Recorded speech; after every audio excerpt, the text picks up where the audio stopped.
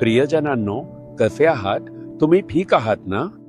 तुम्ही म्हणताय का आम्ही चांगलेच आहोत, पण आयुष्य मात्र जणू काही वाळवंटासारखं आहे. प्रत्येक दिवस म्हणजे एक संघर्षच आहे. पण मला आनंद आहे की प्रभू माझ्यासोबत आहे आणि तो मला दिलासा देतो, मार्गदर्शन करतो.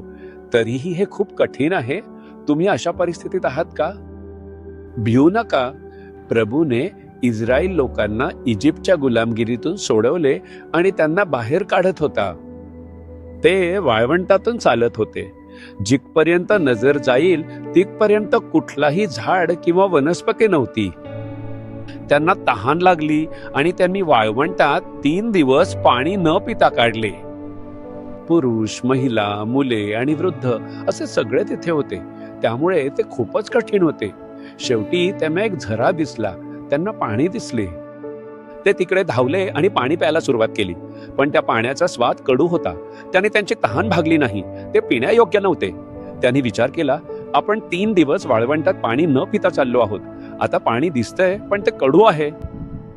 पण परमेश्वराने माराच्या कडवटपणाला गोडीमध्ये बदलले. परमेश्वरानं त्यांना दाखवलेले झाड त्यांनी कापले आणि झऱ्यात टाकले. लगेचच त्या पाण्याचा कडवटपणा गोडीत बदलला. पहा त्यानंतर काय झाले. हे निर्गम अध्याय 15 वचन 27 मध्ये लिहिले आहे. मग ते एलिम येथे आले. तेथे पाण्याचे 12 झरे आणि खजुरीची 70 झाडे होती. वाळवंटात 12 पाण्याची कूपे होती. ते लोक 12 जमातीचे होते. प्रत्येक जमातीसाठी 1 कूप. तिथे 70 खजुराची झाडेही होती. त्यामुळे ती भूमी सुपीक होती. मी ज्या समुद्र किनाऱ्यावर उभा आहे तो आता वाळवंटासारखा दिसतो. पण इथे एक झरा आहे. त्याचे पाणी चांगले आहे. हे पाहून आश्चर्य वाटतंय. त्यांनी झऱ्याला संरचनात्मक आधार दिला आहे. पाणी चविष्ट आहे. ते प्यायला योग्य आहे.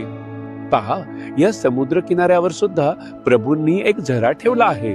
तहानलेल्या लोकांसाठी, त्यांची तहान भागवण्यासाठी. तुमचे आयुष्य ही कदाचित वाळवंटासारखे असेल. तुम्ही माराहामधून जात असाल. जर तुम्हाला एलिम पाहायचे असेल जिथे मुबलक झरे आहेत तर तुम्हाला माराहम मधून जावं लागेल. आज तुमच्या आयुष्यात काही गोष्टी मारासारख्या कडवट असू शकतात. तुमच्या वैयक्तिक आयुष्यात किंवा घरात काही कडवट अनुभव आले आहेत. तुम्ही तुमच्या सेवेमध्ये कडवट अनुभवाला सामोरं जात असाल. तुमच्या कामाबद्दल, पती आणि मुलांच्या बाबतीत तुमच्यात काही कडवट गोष्टी निर्माण झाल्या आहेत. यामुळे तुमच्या हृदयात वेदना होते. निराश होऊ नका. हे पार केल्यानंतर तिथे एक सुंदर एलिम असेल जिथे झरे ओसंडून वाहतात. एक समृद्ध जागा. म्हणून फक्त माराहा पार केल्यावरच तुम्ही एलिम पाहू शकता जिथे मुबलक झरे आहेत. प्रभू तुम्हाला कायमच मारामध्ये ठेवणार नाही. तो तुम्हाला कायम कडवटपणात ठेवणार नाही. कडवटपणा बदलून जाईल.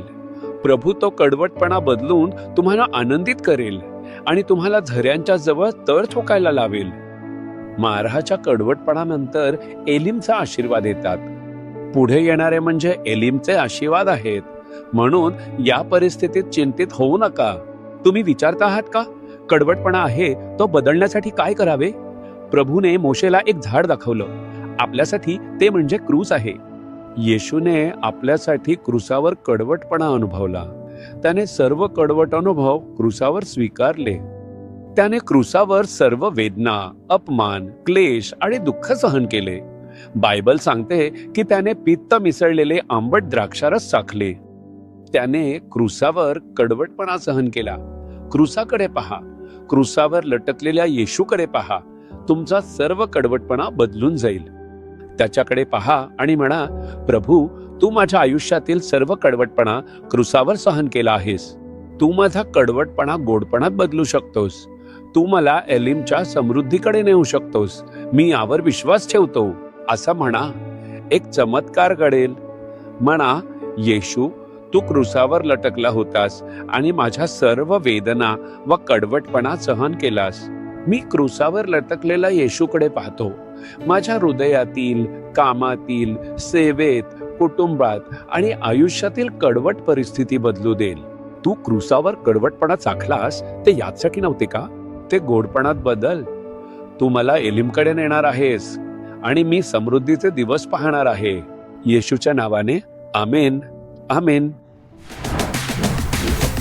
जीसस रिडीम मराठी ह्या YouTube चॅनेलला सबस्क्राईब करा सबस्क्राईब बटनावर क्लिक करा आणि बेल चिन्हावरही क्लिक करा. दररोजच्या नवीन कार्यक्रमांची माहिती मिळवा.